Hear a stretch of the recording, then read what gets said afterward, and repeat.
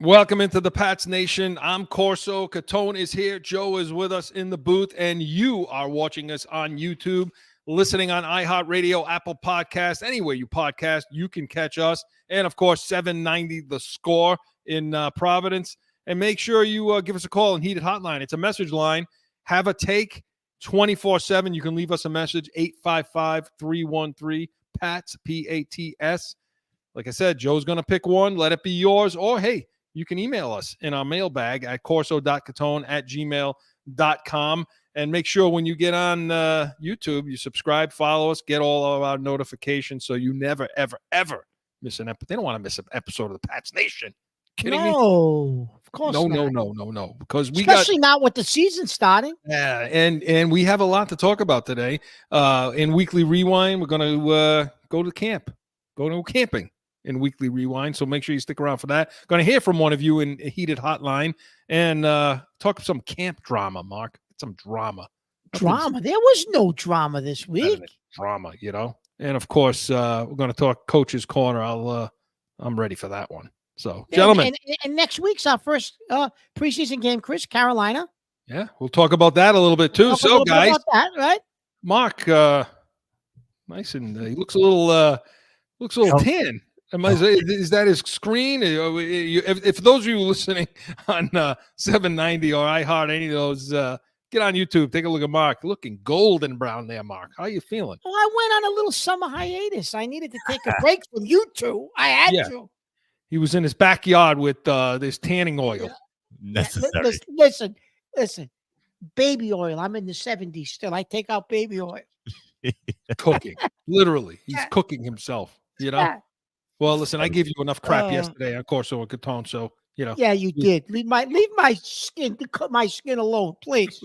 We'll leave you alone. But who we're not going to leave alone are the New England Patriots, of course. And we're going to talk about training camp, and we're going to do it in Weekly Rewind. We're going to do it now. Going back through the week, about a Weekly Rewind. Okay, Mark, so there were about eight practices now? We're recording on Thursday, so by the time you all hear this, about 10 practices, something like that, into camp. And listen, pump the brakes. We're going to get to the quarterback talk. Don't worry about that. We will get to the quarterback talk, but we want to open up, talk a little bit about our camp notes generally. What are we seeing? Who's up? Who's down? So, Mark, so far, what do you see? Well, Chris, so far, right? Let's start with the receivers. Okay, so I think the receivers, Chris, the two rookies are doing what we thought they'd do, right? I think everyone thought Polk was going to be okay. Like, is he a number one? Probably not. But he was going to be a real solid slot guy, possession guy, probably a guy that could catch you 70 or 80 balls during the course of a season, which we have nobody like that right now. I mean, maybe Pop Douglas can be. He has shown that in camp. Baker, you and I thought would be more explosive of the two, is showing that. I think he's having a good camp. He is showing what we thought he would show. They're still rookies. They're 8 days into camp, but I think they're showing, Chris. I think on the defensive side of the ball, I think Keon White is having a good camp, Chris. I think they're moving him all over the line of scrimmage. He's playing really well. I think that the corners, it's 50-50. I think Gonzalez is playing well. Marcus Jones is playing well.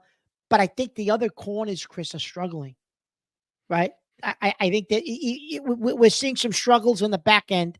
I think, and granted, I know you're going to get into, you can't take much out of this yet. I know that. But just quickly looking at what we've seen, that's what we're seeing. And we're going to get into the offensive line. The offensive line, Chris, I don't know if it's a damnation of the defensive line or is the offensive line playing well? I don't know. Which is it? Well, I mean, if you're looking for things to hang your hat on, pop in camp. I mean, for the first 8 days, you want to find things. Well, what jumps off the page? What pops? What's working? You know, and of course, what's not. Well, right now, the offensive line's working. You know, and to me, I'm looking at this. So we'll talk about who's up. Okay. Owinu's up. Wallace is up. I think the kid Leverett, the backup center, because he has to be, is up. I think. He is. And Chris, playing well. Who's played well? Not to interrupt you, Austin Hooper. For what they're asking him to do, is actually playing well. I think so too. He's playing well. Henry's giving you that steady. He understands camp. He's pacing himself. But I think Hooper has developed something. The kid they drafted from Florida State, we don't even hear his name. That tight end. That's concerning to me. I thought he would be better. Yeah, I don't know how much look he's getting. I mean, I know that Brissett is really developing a good relationship with the tight ends right now. And he's going to have to, because under this style of offense, this play action style, this under center, that short to intermediate game is going to be the bread and butter, and it's going to be tight end driven, and Polk, guys like that. So I think the offensive line's playing well. Wallace, listen, you got the rookie playing over there at left tackle a lot, and he was drafted as a right tackle. We criticized the pick because how many right tackles you're going to put on this team. Now, again, temper it all, but we're a weekly show, and this is the first week. And so we got to talk about this. We got to give it. So Wallace, I think, is playing well, and I think some of the line, and they are dominating the defensive front at times. But there may be some reasons for that, too. Okay. Yeah. So, well, Christian Bondmore, Chris, that's a problem. Out with the blood clots. Yeah. We'll talk about that a little bit. I mean, but stay with the receivers for a minute. Before we get to the defensive side of the ball, let's talk about, because obviously, look, it was a huge deal coming in. And like I said, we're going to talk quarterback, so relax. We're going to talk in a second. And in this segment, I do want to talk about some of the quarterback play, but let's save Zappy. Joe's telling me we need to save Zappy in this segment. So let's do that. Not Zappy, Drake Maye. Let's save Maye. But looking at the receivers, and you talked about Polk, you talked about Baker, and I'm with you. I'm okay. I'm happy with what I'm seeing so far. And it is what we thought. Baker's kind of a big play guy. Polk, if you were expecting him to be a flash play, he's not him. But he's going to be a possession guy. He's going to catch, like you say, 80 balls or so, in my opinion. Mm-hmm. So, I believe that. And listen, but does that, Chris, interfere with what Pop Douglas's role should be on this team? Is Polk and him? Do we have two guys that like? Why do you need both of them on the roster? They're both going to make the roster. But with that being said, did you need to draft a guy like Polk if you had Pop Douglas? I think they can do different things. See, here's how I look at this. When I look at Polk and I see a slot guy, I see a guy, but you can put him on the outside and he can run those intermediate routes, run those slants, run away from people, those more precise type of routes where his catch radius comes into play with Drake Maye, with that eventually, throwing him side arm throws and things like that. With Pop Douglas, you got a consistent route runner. You got a guy that can put in the backfield. You got a more of a do-it-all kind of guy. Okay. So you can put him in the backfield. You can put him in motion. You can get him in, slot to wing. A lot of different things. You play him in H and get him into different types of routes. So I think there's room for both of them on the field. I do. Okay. Yeah. All right. So did they keep 5? Did they keep 6? Who are the receivers that make this team? So here's what I'm thinking, Chris, right? Well, the one guy that I think is already, it's only 8 days in, I think he's a guaranteed release or cut. I believe is going to be Juju Smith-Schuster. What do you think about that? He sucks. He stinks. Chris, you heard nothing about him, Chris. Nothing. He stinks. We said it last year. It's the same nonsense. Look, he wasn't that great to begin with. Yeah. I mean, he played for Kansas City. Anybody's going to look okay there. And then he played with Antonio Brown in Pittsburgh, the only good year he had. Look, he's not even worth the mention. He's gone. Okay, so we're going to say he's gone. But he's $6.5 million against the cap. Thank God it's not my money. Well, so that's interesting. That's a lot of suntanning lotion, Mark. $6.5 million. Aren't you a season ticket holder? I think that is your money. Yeah, that is your money. You're right. Listen, you had to go say that, jerk. I would have thought, Chris, they would have tried to get Schuster some reps and some looks just to try to get him to be traded and say, hey, he's back. We can trade him. He is. I mean, he's getting looks. He's just not performing. He's not performing. He stinks. Yeah. You'll see him in the Carolina game. You'll see him in game 1. Yep. They have to try to get him to flash in a game to get rid of him, right? Right. I would. So, but who's going to take the contract? Here's what I think. I don't know. Here's what I think, Chris. Polk obviously makes the team. Baker makes the team, obviously. Bourne, and I know you got some thoughts on Bourne. He's going to make the team. Pop Douglas is going to make the team. That's 4. The new kid, KJ Osborne, that they brought in from Minnesota, is going to make the team. That's 5. Do you keep 6? I believe they possibly do. I think it's going to come down to Thornton, who's gotten some decent press the last couple of days.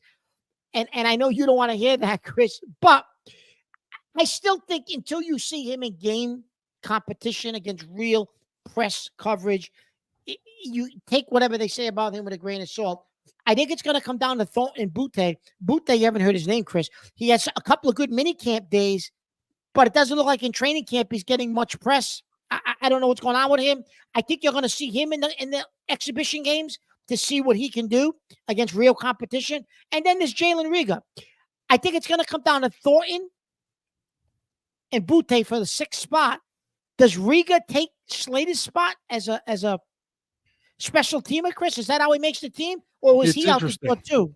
Because it doesn't seem like Riga's getting a ton of play at receiver right now.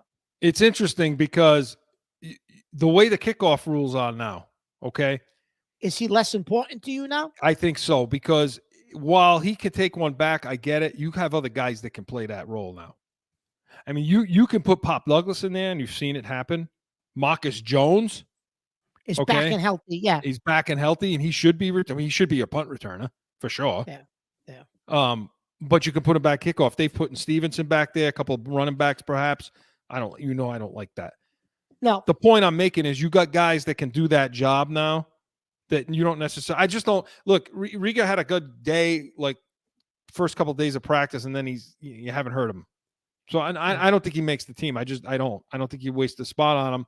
And I think you're right. If you're not going to put a wide receiver in that role of the Slater role, well, because I think Schooler is going to make the team as a safety the way he's been playing. Yeah. Okay, at free safety. So you can then stand to keep 6 receivers, which I guess is semantics because we're talking about a receiver in Riga. But the point is now you can look at – because I think Bourne's going to start on the pup. They're saying he's going to come back in a couple of weeks. I don't buy it. So, Chris, that's interesting. If Bourne starts on a pup, do they keep 2 of the 3? Do they keep 2 of Rieger, Butte, and Thornton to start? And then eventually, if none of them pop, well, then you make some releases once Bourne comes off. I want it to be Butte that they keep. I do. But for some reason, I know it's going to be Thornton. And look, to me, I don't know if you can hide Butte on the practice squad, maybe because as little press as he's getting, as little love as he's getting. You know what's going to see when they play in that game, when they play in the preseason games, that's going to tell you a lot. It's going to tell you because who they put out there, who's getting a lot of the reps, is who they're either trying to showcase for a trade or something like that, or who gets little reps is who they want to hide. Now, that's an experienced coaching staff that I'm talking about doing things. Okay? That's a Bill Belichick thing. I don't know if this. Okay. Well, listen, can I say it's August 1st, and you're already referencing Bill Belichick on August 1st. Give these guys a break and give them a chance. Would you please? Wait till we get to Coach's Corner. Yeah, stick around for that. So we'll see. These guys a chance. We'll see what happens with the wide receivers, but I think Thornton stinks. I don't. First of all, if he plays in the preseason games, he's going to get hurt anyway. I mean, I don't want him to get hurt, but you show me you can get separation, which I know you can't. Show me you can get separation. He supposedly he claims he put weight on. He claims he's almost 200 pounds now, 198 pounds. Yeah. Okay. Yep. Okay. We'll wait and see. We'll wait and see what happens there. So, and the running back spot, Harris was having some good days, and then he started putting the ball on the ground a little bit. So we'll see what happens with that third spot. But Mark, on the defensive side of the ball, let's talk about that just a little bit, because we're going to talk camp drama later, and we're going to get into the Judon thing. But I think you need to go to this defensive front right now, because right now, if you look at the defense, the part of the defense we thought was good, solid, done, don't have to worry about, is now was Bentley and Tavai. Yeah, Well, of course, they were the best. They deserve extensions. I don't blame Judon for being pissed off. I don't blame him because watching Tavai get a contract. Oh my God. Anyway, but we'll get into that. Go ahead. But the defensive line now all of a sudden become a problem because you got the Barmore situation, okay, where I don't know. I mean, he missed the whole season. Barmore, Chris, was an all-pro type of player. So now, the three best players on your defense are Barmore, Judon, and Gonzalez. Do you agree with that, or? Yeah, no, I do. I agree with that. But my issue, Chris, is this: Barmore, when this happened to David Andrews, when Andrews had the blood clots, Chris, he missed the entire season. So we're potentially looking at Barmore being out all year. They're not giving you a lot of information, but let's make the assumption he's going to be out for the year this year. Okay. Well, that puts you in a bind. That puts you in a real bind. So is that why they all of a sudden give Godchild an extension? You had to, because Equale was playing. He's been having bad camp. Yeah, the other defensive lineman's having a terrible camp. And you need a Godchild mentally to be in a good frame of mind because now you're going to depend on him, right? Yeah, but the problem is it doesn't help you with the pass rush. Godchild's a run stopper. Godchild's a first, second down guy. Where you can play him in an odd front where you can put him over the nose. You can put him in a zero technique, a two, where it's playing two gap, meaning he's covering two gaps. And that's fine against the run, but you're not going to get anything out of a pass rush. So you're going to be relying on Equale. You're going to rely on Dietrich Wise, and who's on the edge. You're going to rely on a Judon or somebody like this. Chris, you know who's still sitting out there? He didn't sign with anybody after we released him later in the spring. Do you go get a guy like a Lawrence Guy back? He's still out there. He knows. Yeah, no, it's a similar guy to It's a similar guy to Godchild. No, but because you need more than just Godchild. If he gets banged up, he's a depth. You have no depth. Yeah, do you bring him in? Yeah, maybe. I mean, but again, if you're concerned, I don't know if he still wants to play. What he's got left in the tank, I don't know. Yeah. But if you're concerned about a pass rush, which they should be, okay, and you're concerned about, well, okay, we go to an even front with a four front defensive line. Well, it was always okay. Judon and Wise, Barmore, Godchild. There you go. Well, now you may be going to pluck two of those guys out, depending on what the hell happens with Judon. If he doesn't end up on this team, or he doesn't play the contract, I don't think he's going to play under this contract. So I don't know what's going to happen there.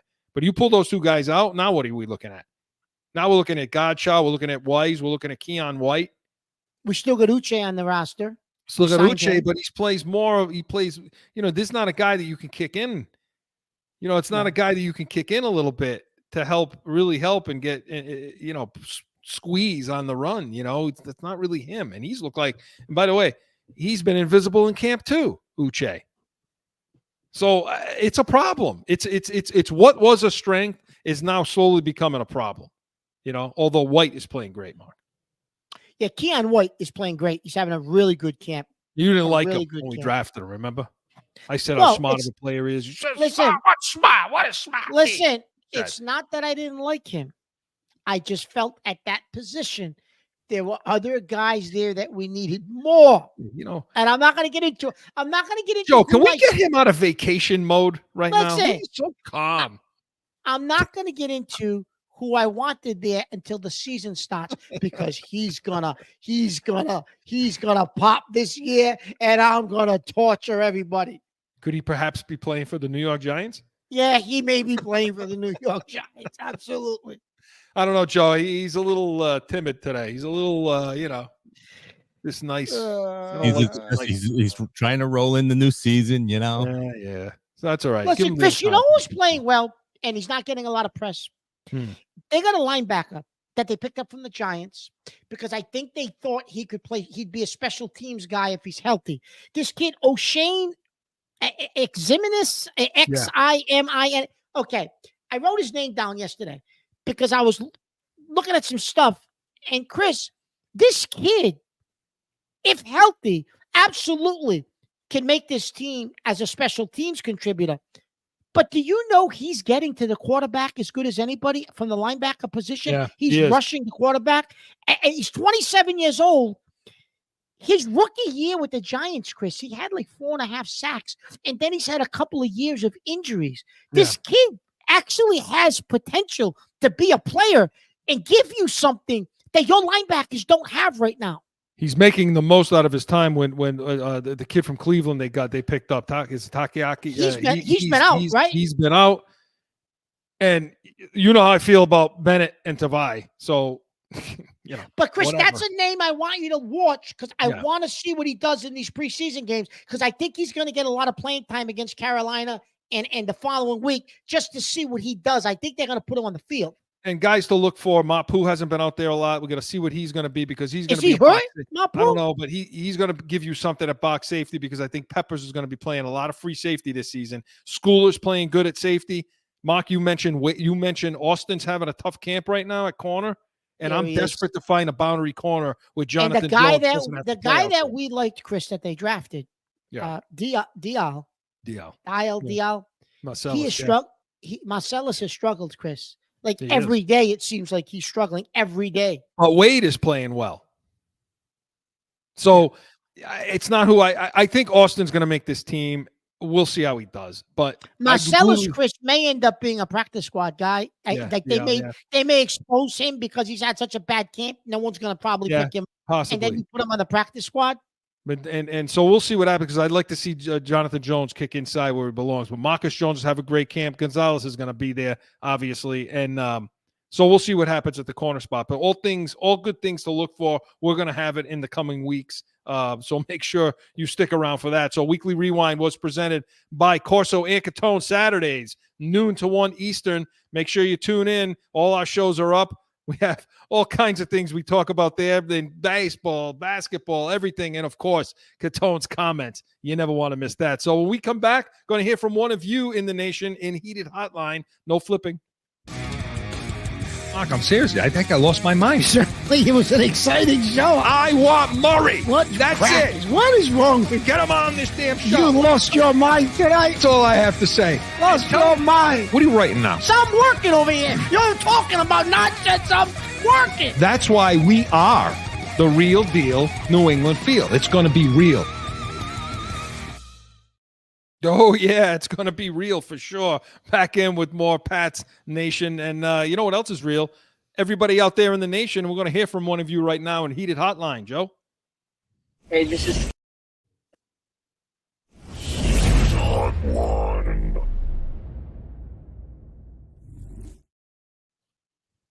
Hey, this is Sal from Providence. So I knew Drake May would suck. That's it. We should just throw in the towel now. They'll suck for the next 10 years. You guys were right about getting Fields and Harrison. I'm disgusted. Love the show. You can always count on Sal, right? Sal is always disgusted. He's always disgusted, but he loves the show. I don't think he's ever called the show satisfied about anything, has he? Nothing.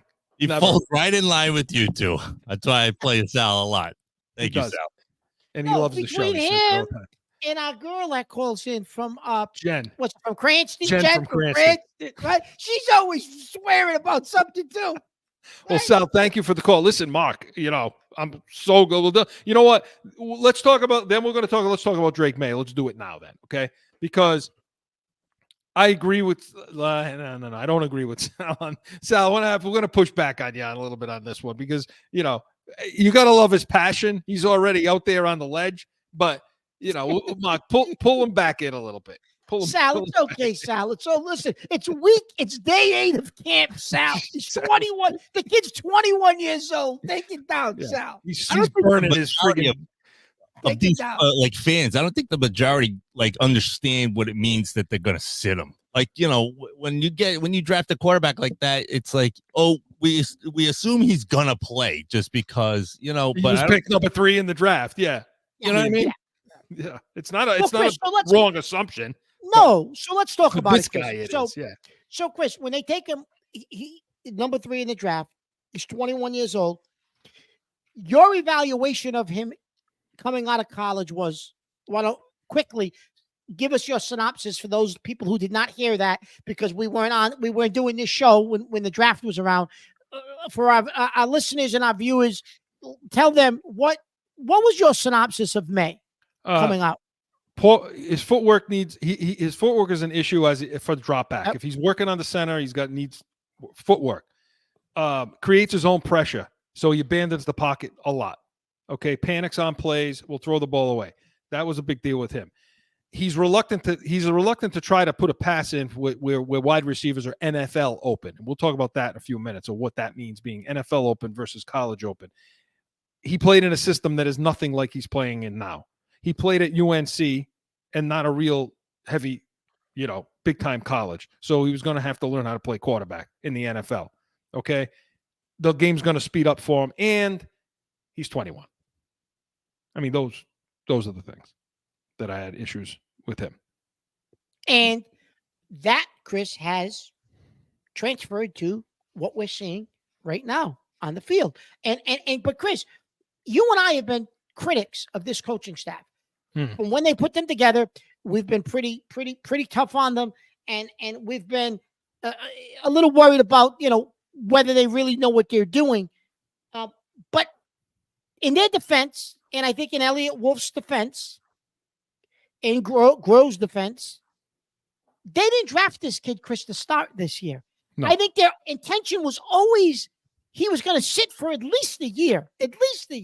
Right. That's why they spent $8-9 million to bring in Jacoby Brissett. To take the beating. Because they, and I do believe if Jacoby Brissett goes down week 3, you're bringing in some veteran off the scrap heap, maybe your buddy from the St. Louis Battlehawks and AJ McCarron. AJ McCarron. Right. You loved him at the Battlehawks. But I could see somebody like him coming in to take reps. I don't think they're going to put Maye on the field, Chris. I really don't. So I don't think the Patriots are as nervous or upset as Sal is, because they know.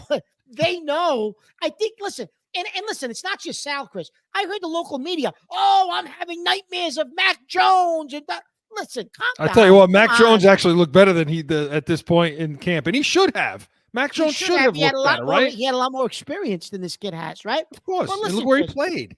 Yeah, but listen, I don't think this coaching staff, Elliott Wolf, I don't think they're concerned about what they're seeing out of Drake Maye. I think they expected it, as you said, Chris, in your analysis. They saw what you saw, but his upside. Yeah, well, the ceiling the ceiling is so high, possibly. That's why they took him with the number 3 pick.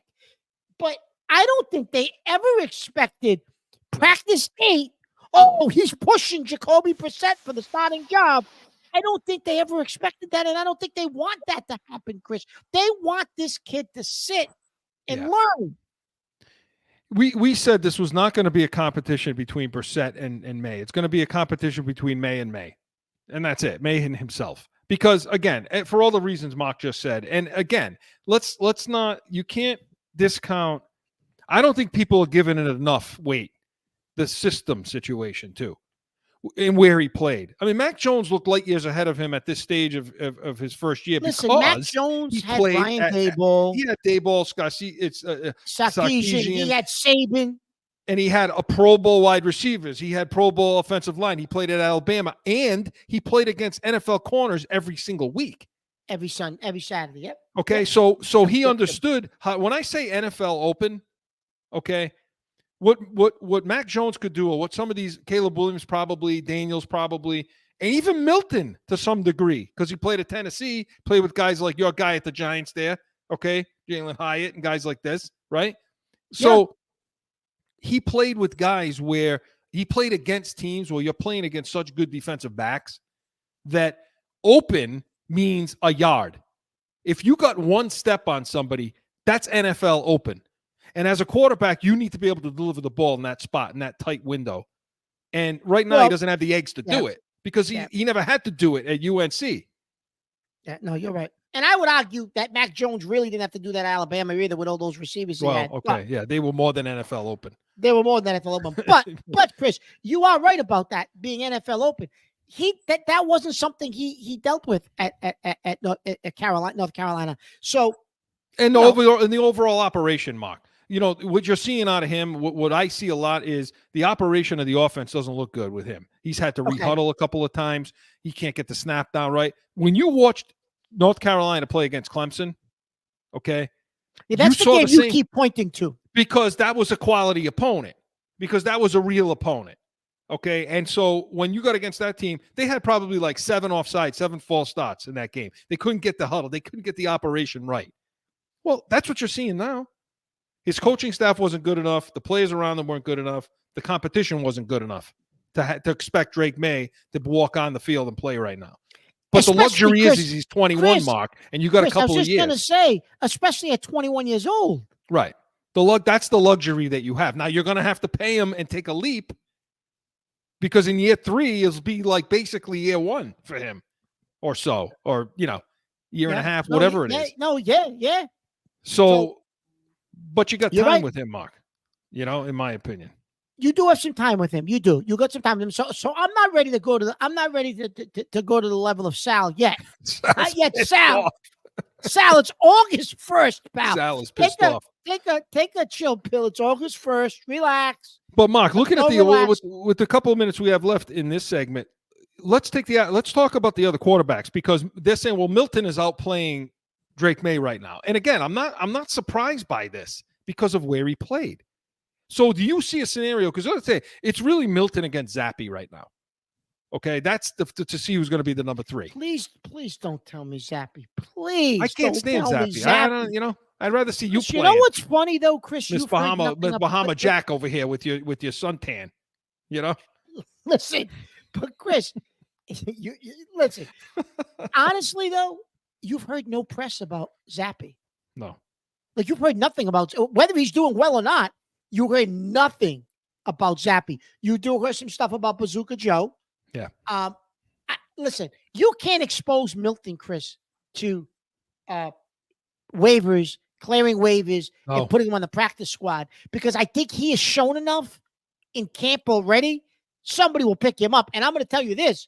If you put him in some of those preseason games, Milton, he's going to hit a bomb to somebody down the field. He's going to. Oh, yeah. He's going to throw a bomb. And he's going to be like a Michael Bishop. He's going to be one of those guys that plays in preseason that's like, whoa, where'd this guy come from? Let's play him, So if you expose him, though, he won't clear.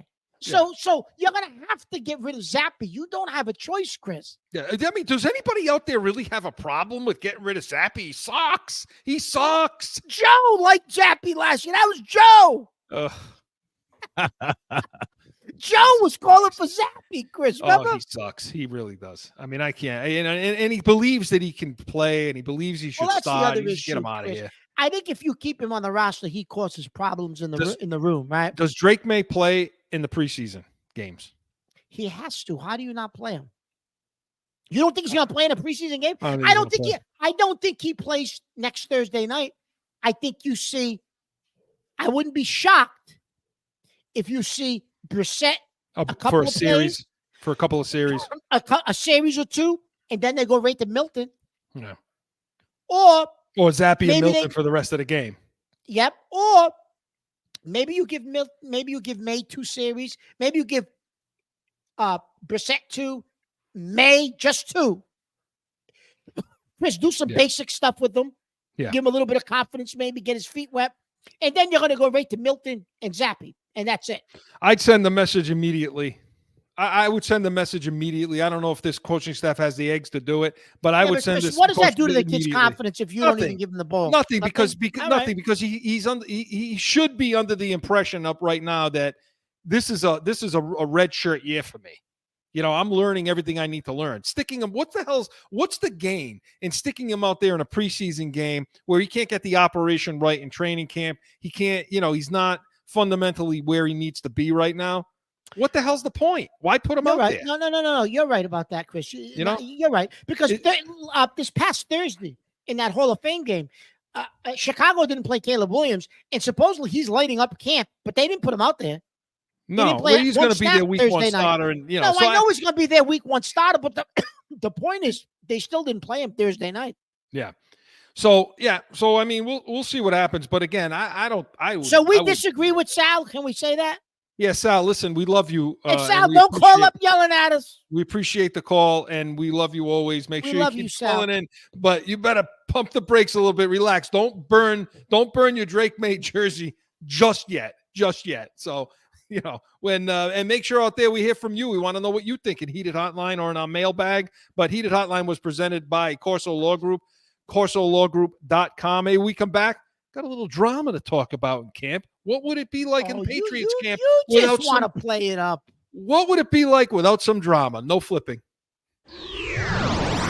Time again for a timeout for a message from one of our sponsors. No one ever thinks they will be in the need of a criminal or traffic lawyer, but things happen. Corso Law Group is Arizona's leading criminal and traffic law firm. Their 20-plus years experience and attention to detail has helped thousands of people all across this great country who found themselves in a situation in Arizona. So whether it's a traffic ticket or if you need reduced DUI or more serious issues, call or go online to CorsoLawGroup.com and talk with these expert attorneys who I know will help you.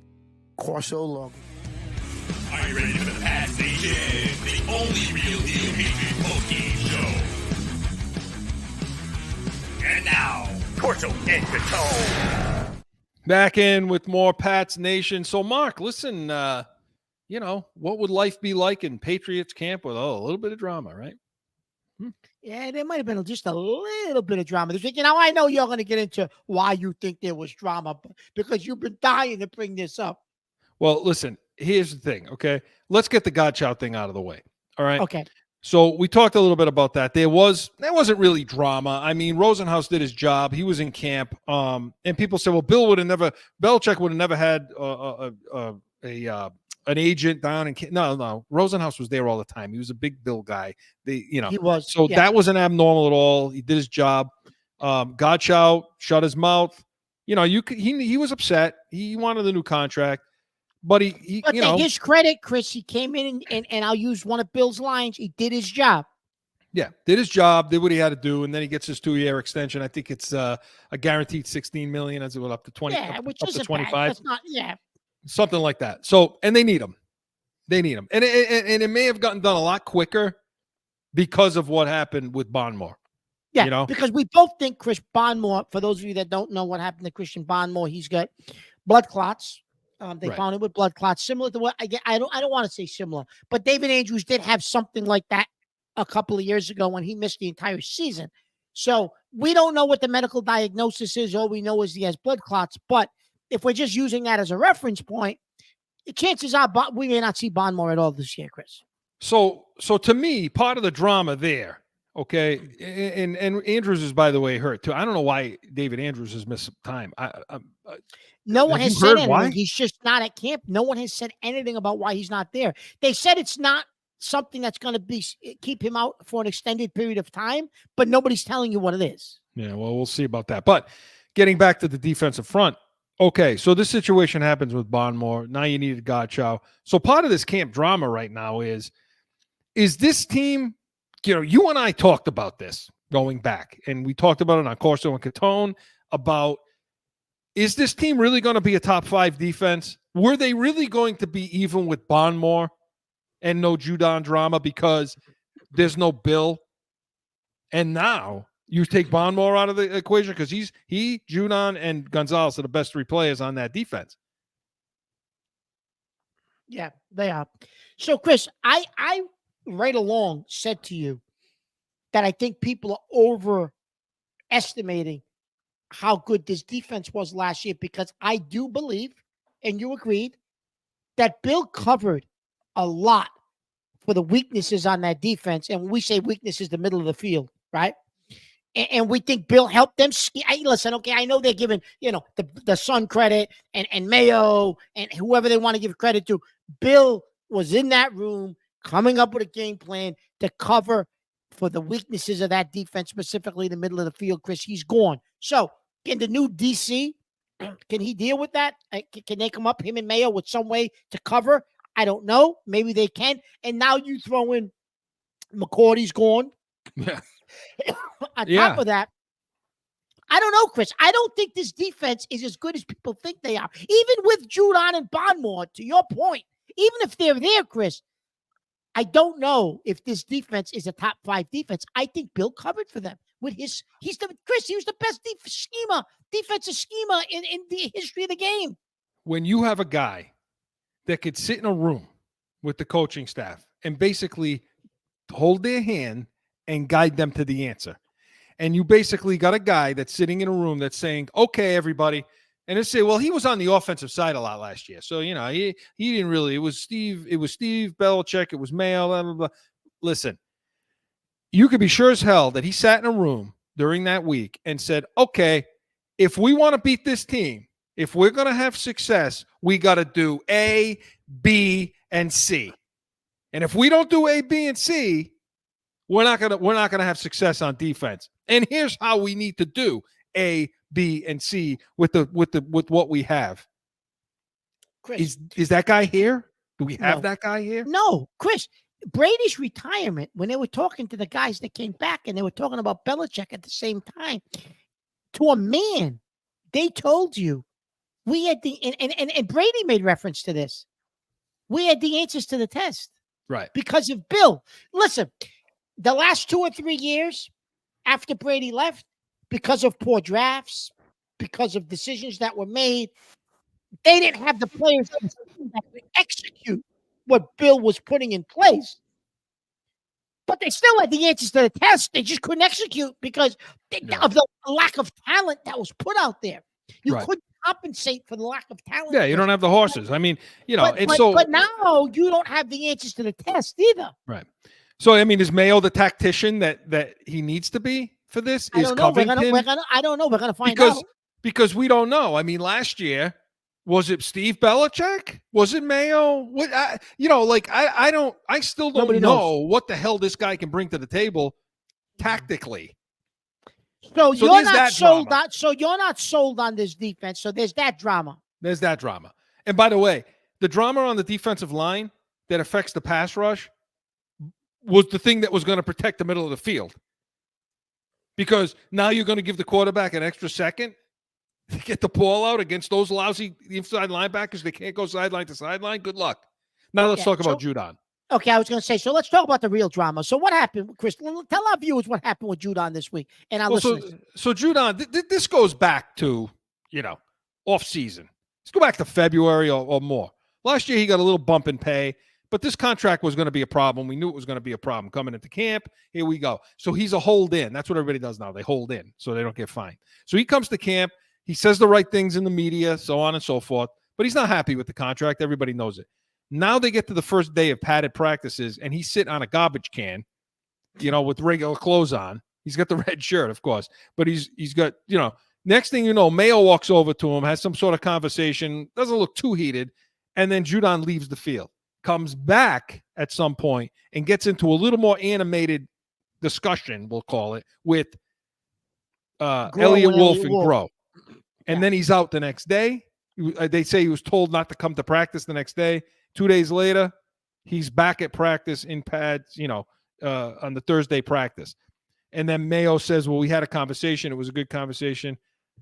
Mark, break down that scene. Well, I guess my first question to you is, would that have happened if Belichick was still here? And listen, I don't want to keep bringing up Belichick, but in this particular scenario, it's relevant. Would that have ever happened if Bill was here? Would Judon have pulled that stunt? Would he have been allowed to? Not would he have done it? Would he have even been in position to pull that stunt if Bill was here, Chris? No, he would have been practicing down on the other field until something was worked out. Not only that, Bill would never have walked up to a player and had that kind of discussion like that in front of cameras. No. Never. And then Mayo wants to turn around and say, well, we want to try to keep everything as close to in-house as we can. Really, you buffoon? So you want to keep it in-house, but you walk up to the guy in the middle of camp and you start the whole fireworks show? I mean, in front of all the reporters. What the hell's the matter with you? So did Mayo handle it right? I mean, in your opinion? No, of course not. How is that being? And then, Chris, Judon's allowed to come back onto the field so we could go at it with Wolf and Groh and tell them whatever he's going to tell them? So obviously Mayo didn't handle it. In our opinion, that's the first chink in the armor right there. No, that's that. He failed the first test. So that's drama right there. He didn't handle that right. Because if they pay him now, then Mayo may as well have bubbles coming out of his ears at this point. because Chris, listen. First of all, let's talk about it this way. What just happened to Bondmore? Do you think they need Judon right now on this roster? Yeah, because I mean, look, the money's the money. I don't really care about the money. It's not mine. Okay. What else are you going to do? You have to secure a pass rush. You got to make up for that issue. Now, Keon White's going to be there. Uche's, so far doesn't look great, but he's going to be there. But you need Judon.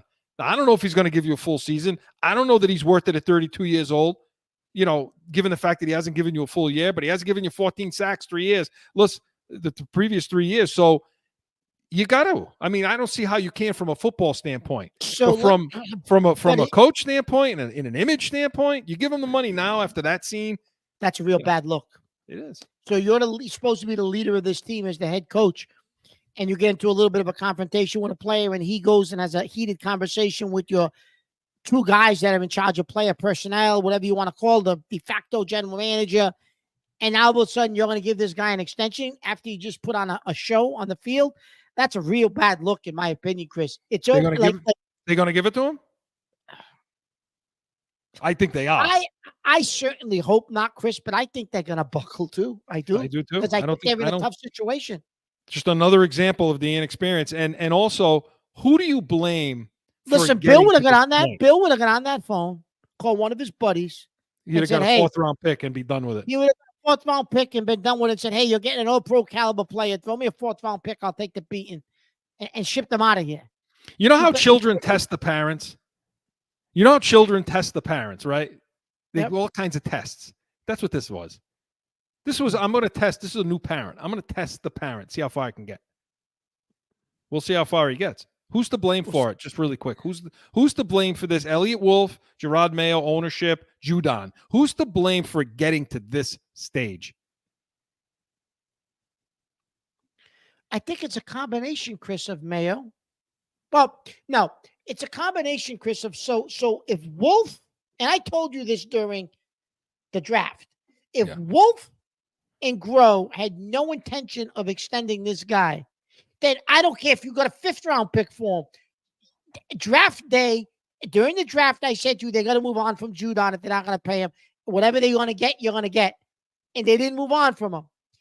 Now the guy wants his money because you kept him on the roster. And what's Mayo think? He's going to be the peacemaker? This guy don't want to hear from Mayo. He wants to get paid, bottom line. Right. So between Groh, Wolf, and Mayo, they miscalculated this. They should have put their heads together. They should have traded him at the draft, Chris. He should have been gone for whatever you could get for him. It was an off-season problem. It was an off-season issue they knew about. They knew about it. Of course they did. It should have been dealt with then. Should have never let him come to camp in this scenario. Either you extended him or he was out the door. You're right, Chris. He should have never been allowed to show up to camp. He's either in camp with an extension or he's on another team because you got draft capital for him. Very simple solution. Absolutely. So let us know what you think in Heated Hotline and in our mailbag, all the camp drama. Yeah, we want to know your thoughts. So let us know. Be like Sal. Let us know. Call in. Oh, I don't know about that now. This portion of the Pats Nation was presented by Corso and Catone, Saturdays, 12 to 1 p.m. Eastern. Hey, we cover it all on Corso and Catone, including Catone's comments. You never want to miss that. He's usually in full voice. It's always something to hear and see. But hey, when we come back, going to go Coach's Corner. No flipping.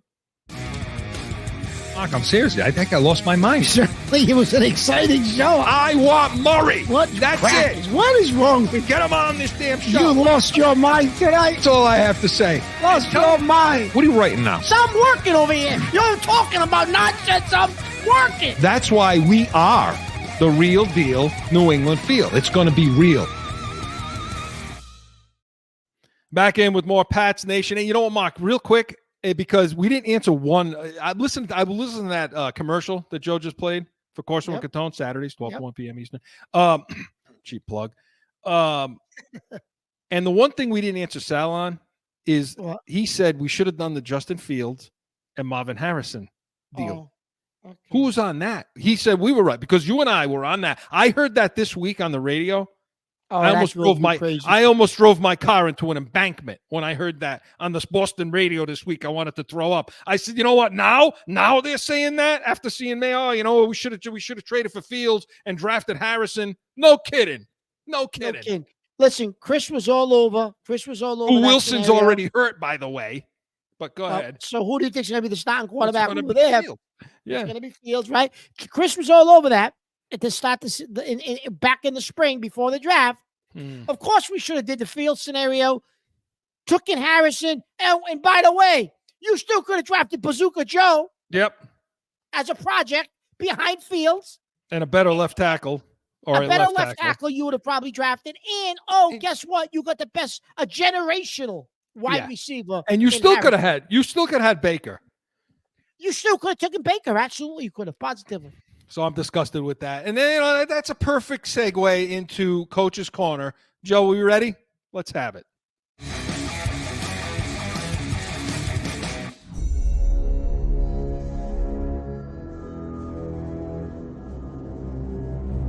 Coach's Corner. I kind of laugh because if you're watching if you're listening on 790 and you're not going to see it, but go on YouTube and subscribe, make sure, and watch that wash. Joe was putting that thing together, and he said to me, called me, and he said, "Who the hell are these guys anyway? I don't even know who half of these guys are that I'm putting in the pictures over here into the wash." And you're right, Joe. Joe. Like, who are the new coaches? Nobody knows. Nobody knows. So, Mark, let's talk about these guys, okay? We started talking about Mayo, but as it relates now to the camp. As we had some things we were going to be looking at with the coaches coming in, what's the operation of camp going to look like? What are the position coaches going to be doing? How are these position groups going to be progressing, if at all? So how are they handling camp so far in your view? Well, Chris, a couple of things. So in order to distance themselves, or Mayo to distance himself from Bill, he's made some changes, right? So first of all, they put in a new players lounge for training camp with video games and billiards and all this stuff, right? Okay, fine. Then players were not asked. We're going to get our faces kicked in every week. We're worried about playing video games. Wait a minute. Players were asked not to stick to the Patriot way when talking to reporters. They can tell them how they feel. If something's bothering them, Mayo's okay with them having that discussion. How'd that work out this week? Didn't work out too well, right? Now, here are a couple of changes, Chris, that I'd like you. This is your expertise here. More focus on competition incorporated into daily practices. An increase on 7-on-7s and 11-on-11 drills that pit the offense against a different defense. Now, Belichick typically did this more sparingly, but Mayo has incorporated it into every practice so far. Okay, and Bill didn't necessarily do that. Practice time and intensity will vary. So, throughout Belichick's time in New England, Chris, practices were predictable in length. Players, what they would be doing on a certain day. There were certain routines, he has switched that up. Okay, and he also changed the practice start time. It was always strict 9:30. He pushed it back to 11 o'clock. He claims so they can get themselves organized in meetings and have more meeting time with the players and things of that nature. Or was it just because the later start time helps to play? Like it was something the players wanted. They didn't want to get started that early. Are they really in the meetings, Chris? I don't know. Right? I don't know. So those are just some subtle changes that I wanted to bring up to you. But the 7-on-7s, 11-on-11s, I want you to talk about. So those are some things he did structurally to set up camp. Okay? So just to comment on a couple of those things. First of all, the later start time, I'll throw you even one other wrinkle to that. Or was it so the coaches could get themselves ready in the morning? Okay. How many of those guys are there at 4 a.m? Yeah, I don't know. I just want to know. I'm curious to know that. How many of those guys are there like Belichick was? Okay. Yeah. Routine. Let me tell you something about practices. Okay. Especially at this stage, you need routine. You need structure. You need routine because Players are like machines. Okay, so they operate like machines. Therefore, you need it to be similar. You need a similar structure, similar practice plan, similar timing on things, because it gets them used to it. It gets them to understand, and that's the muscle memory that you want as a coach. So that way your brain is focused on the learning. It's focused on the football and not so much about, well, what's happening now? Where do we go now? And when you're moving that kind of an operation, you better have a good routine. What I've heard in camp is that there's some sluggishness. There's some lag. There's some slow things. There's some gaps between drills and reps and things like that you don't want on a football field, because these are still kids and they get distracted with their video games, So, they're pros, but the point I'm making is you want that routine. So I'm against that. More 7s, more 11s. In the first couple of weeks of camp, I disagree with that, only because it's not just because I'm a Bill guy, okay? Because it works. It works. You're a Bill guy. Don't give me that. Don't try to hide it. Mark, it works. I mean, you want to reinvent the wheel? You need to focus on more drills. You need to focus on technique. You need to focus on being perfect, being able to get off blocks, being able to get separation, right? Some of these things. Then you're right. The 7s and the 11s, in my opinion. So the competition. So what are you going to do? You can compete against each other doing it wrong. So we're going to compete more against each other, but we're going to be doing it wrong. That's a good point, Chris. That is a good point. That's a good point. When you take it from that point of view, that's a good point. Now, offensively, Chris, you got all new offensive coaches. Yep. Obviously. Who's popped for you and the coaches? Well, the position groups that show you the coaches. Chris, I think the offensive line coach, who you and I both said has potential, this guy comes with a real good reputation. The offensive line, Chris, I think he's doing with what he has to work with. I think this offensive line coach, I would say, is popped, and I think the guy is doing a good job. Yeah, I agree. I definitely agree with that. And I don't know, but Alex Van Pelt, like I said, things have been a little sluggish. I think it's taking time. Look, you got to give him a break too. It's a whole new system, new players in a new system, new quarterbacks in a new system, new players. The offense is always going to be behind the defense. It is. Chris, let me ask you this, though. Does this worry you? This comment was made the other day that you're going to see a lot of 12 personnel. Again, with the 12 personnel, Chris. Again, with the 12 personnel. Yeah, you knew it was going to happen. They're going to be under center. It's zone blocking. They're going to need to run the ball. It's going to be screen game, intermediate passes. You're not getting anything downfield. And who the hell are you throwing to anyway? Chris, it's 2024 NFL. We're using 12 personnel still. And you're going to keep seeing it over and over and over again, because they're going to graduate to a San Fran style offense, but this is what it's going to be. They're going to want to run the ball and play defense. But the problem is the defense doesn't look as sharp and solid and put together as they should. They're getting beat on the D front, like we talked about. So I don't know what the coaching is happening on the defense side. Chris, what have you seen so far from the coaching in this camp? What do you? Yeah, I see the offensive line coaches doing well. I think Alex Van Pelt is fine. I mean, I think he's doing what he needs to do. It is a little slower because of that, but I like how he's developing some of the quarterbacks, including Milton. Okay, Drake May's the project. We know that it's going to be that way. And so I'm okay with some of what I'm seeing. What I'm not okay with. Who's the cornerback coach? Yeah, I don't know. I got to look at that again because they're all new players. But, Mark, just real quick before we go, what is Mayo? Because for you to be a good head coach, listen, for you to be a head coach, you got to be a motivator. You're going to be a motivator where you can delegate and everybody teach the game, like where you can motivate guys, get them to run through parcels, right? Or you're going to be a tactician. What the hell is he? He could be everybody's friend. I get it, but what the hell is he?